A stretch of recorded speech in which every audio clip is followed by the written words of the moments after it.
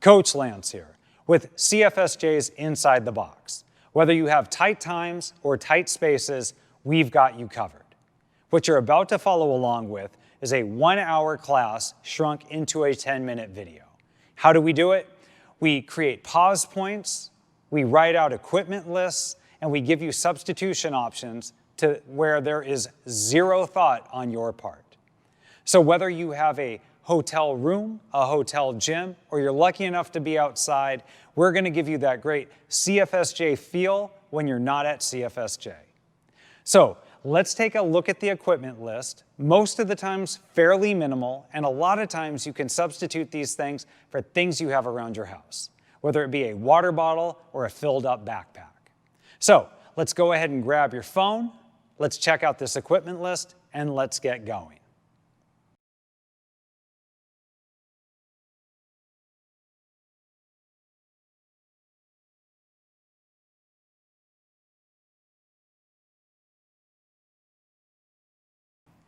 Every class, we're going to start off with 2 minutes of cardio. Now, if you're lucky enough to have a bike or a rower or a treadmill or the outside, let's go ahead and do 2 minutes of rowing or jogging or biking.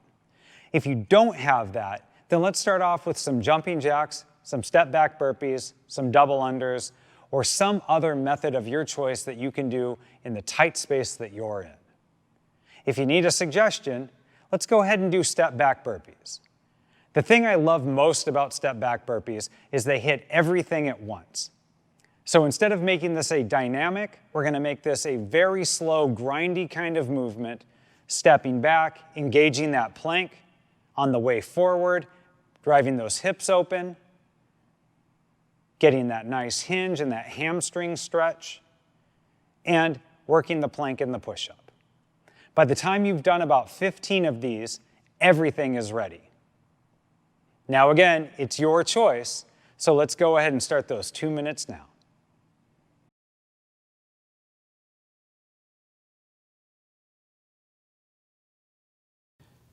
Now that we're done with the cardio, let's focus on the 4 main movements of the dynamic warm-up.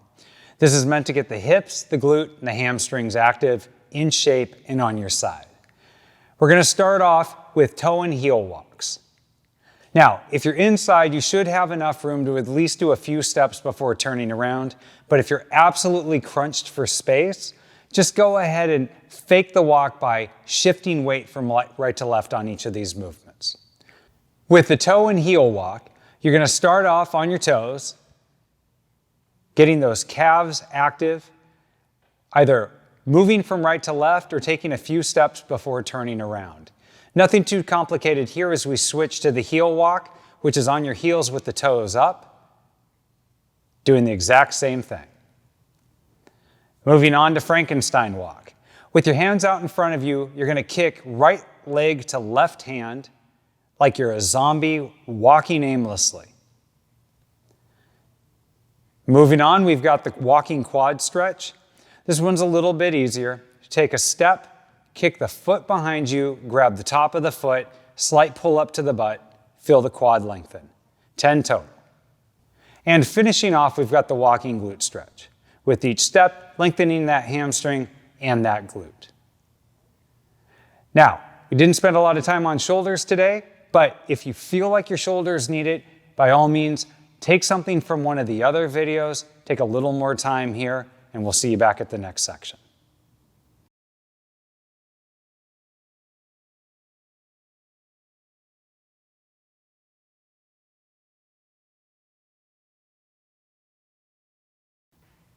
Today's activation is going to get our core ready.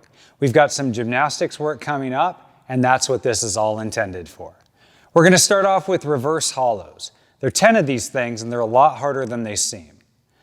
Starting on your back, feet up in the air, arching the spine, reaching towards the toes, you're going to slowly lower the legs and extend the arms back behind the head until you eventually reach hollow.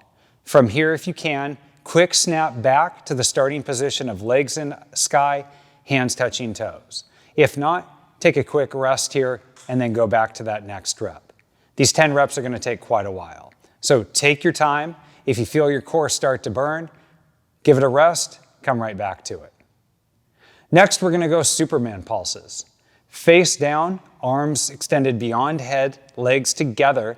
You're gonna lift your chest and your thighs off the ground at the same time, holding for 1/4 of a second before coming down. Try not to relax at the bottom of this. Treat the bottom of this as a tight position just like you would the top. We're gonna go 10 of these. Make them slow. And our last movement is alligator rolls. Starting in a true hollow position, you're gonna roll onto your stomach without touching your shoulders or your hips if you can. So you're gonna slightly keep the body arched as you round over into a Superman hold, and then continuing over without using your hands or your feet back into a hollow. One full rotation is 1 rep. Let's go ahead and do 10 reps, or technically 5 right and 5 left. Now, there are 2 rounds of this, and it's going to take a lot longer than you think, so take your time. If you need to break up the reps because the core is getting spongy, soft, or burns, go ahead and do so. Sit up, shake it out, come right back to it. You're gonna thank yourself much more during the strength and the WOD if you take your time on this.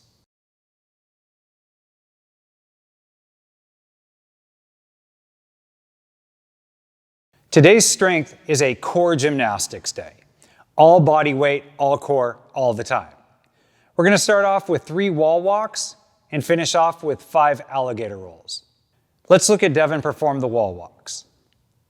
Starting with feet touching the wall, in a plank, holding the plank as the feet walk the body up the wall.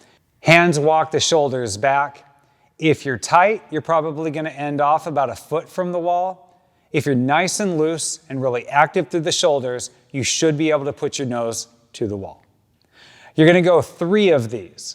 If 3 is too many, do what you can comfortably do without your core breaking.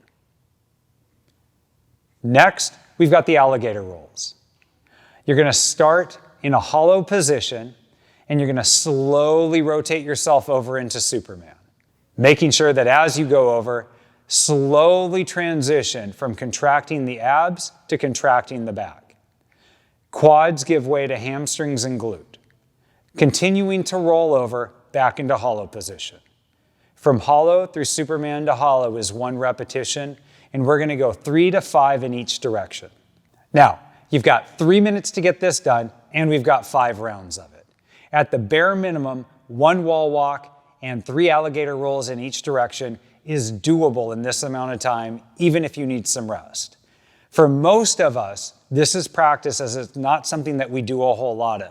Take your time and refer back to the videos if you need to. But for now, let's go ahead and set a 3-minute clock and begin.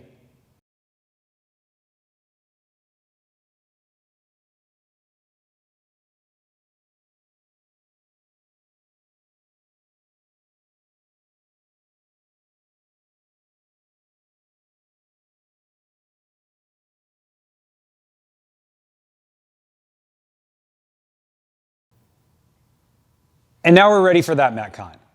Today's WOD carry-on is a couplet in an interval pattern.